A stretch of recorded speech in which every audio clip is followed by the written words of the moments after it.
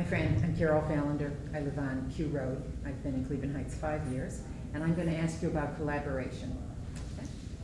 There are many limits to what city government can do by itself. Cleveland Heights has a wonderful history of community groups identifying problems and initiating projects to address them. Please talk about your views of collaboration and any additional ways you would like to see the city work with all segments of our community, from individuals to neighborhood groups, nonprofits and businesses, to strengthen our city. Well, I know all about collaboration because I was a social worker for 30 years. And I was a social worker back before they even came up with the term in the job description or the job ad. Must be a team player, right? Must be able to work on teams. So all I did, basically, was collaboration. Now, did I do it on the level? Not exactly. But I moved around the world where I didn't have power, and I didn't have status, so I had to collaborate. Happily, we have unbelievable things to collaborate with. We have fantastic things to collaborate with. Now, getting them to do it will be difficult, but we have got the raw ingredients. We can bake a delicious cake. We've got all the ingredients. We've got the universities, we've got University Circle, we've got people like you in the community, you know, the creative people, the creative civic-minded people. We've got the fantastic location. We've got the right time. We're in the right place and time because now people are forced to shift. Our community's been reshaped and we're forced to shift our thinking.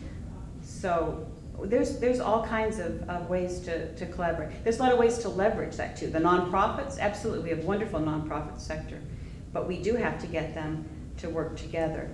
That is a hard thing to do. It's easy to talk about, right? We could all sit down, what are we gonna do to fix Cleveland Heights? Very easy to talk about. It's fun to talk about it, isn't it? But doing it is going to be hard. But I know hard, and I know uncooperative and cooperative collaborators, and I know about group dynamics, and I know how motivated I am, and that's another reason why we need fresh leadership and fresh ideas. It can be done. It's going to be a tough, hard slog, but the advantage that the new people have is, I know these partners, but I don't know them so well. You know how you start to kind of see things through everybody else's eyes. I have the advantage of, no, I think you can do it. I think you should do it. You got community development block grant money, you got to play ball.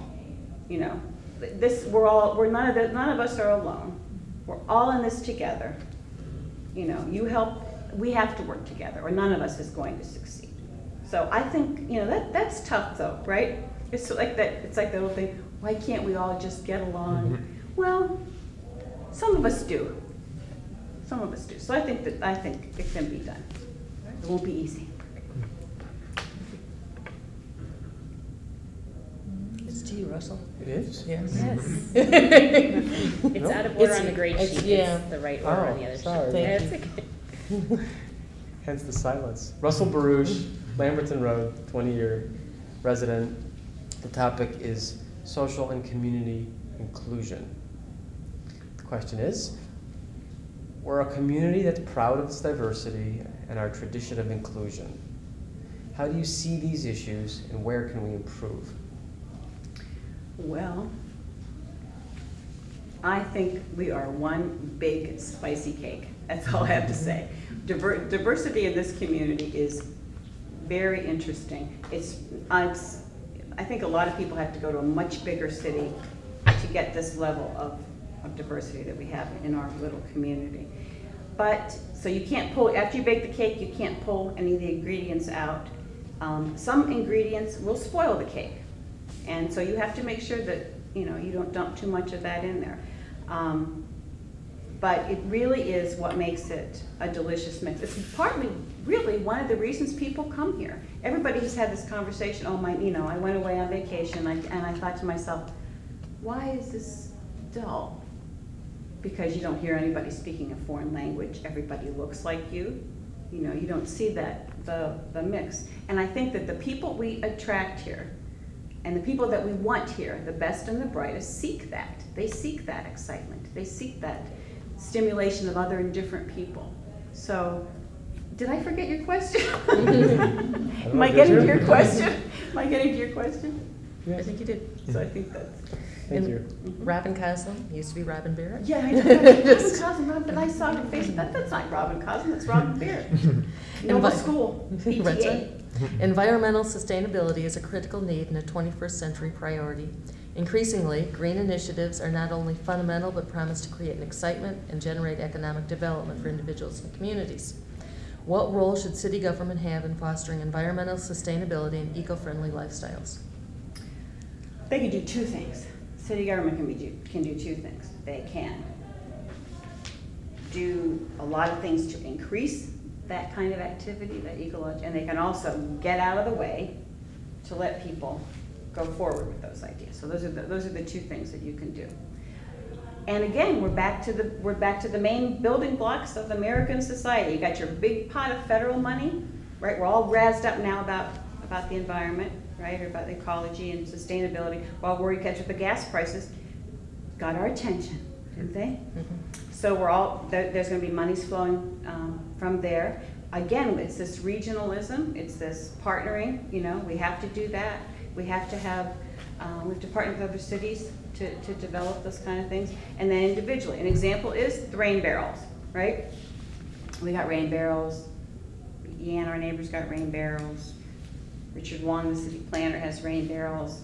And we talked in Severance Neighborhood Organization. We're really concerned about those poor trees that are at Mayfield and Warrensville, which is focusing on that retail district. And we wanted to put some plants there.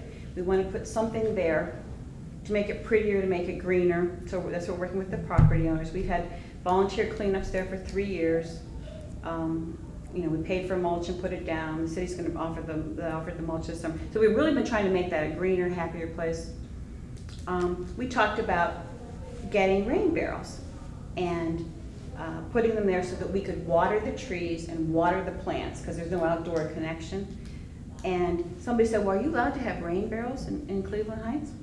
And yeah, you're allowed to have them. There's no ordinance about them. I mean, are rain barrels going to change the world? It could. It's that whole idea about, you know, getting off having our own little pot of whatever, and there's all the concern about when it rains like it did, overflowing, going down to the lake. So that's something we can do. The green space, like I said, 9 Mile Creek is behind that, Mayfield, Warrensville. These wonderful, knowledgeable people went back there and they all said the same thing. I didn't know it was back there. Now, is that going to save the area? No, but it's another way for my little part of the world to get reconnected with nature. So I guess that would be, you know, is it solar panels, or is it, you know, is it, like I say, burning our garbage for energy? It's I don't know. It's all kind of out on the table. But what's going to get done is what there's money for, right? But city government can encourage and try to find out what's out there, but also step back, you know, from some things. So somebody's pacing. Thank you very much. Thank you. Oh, thank you. so much. Thank you.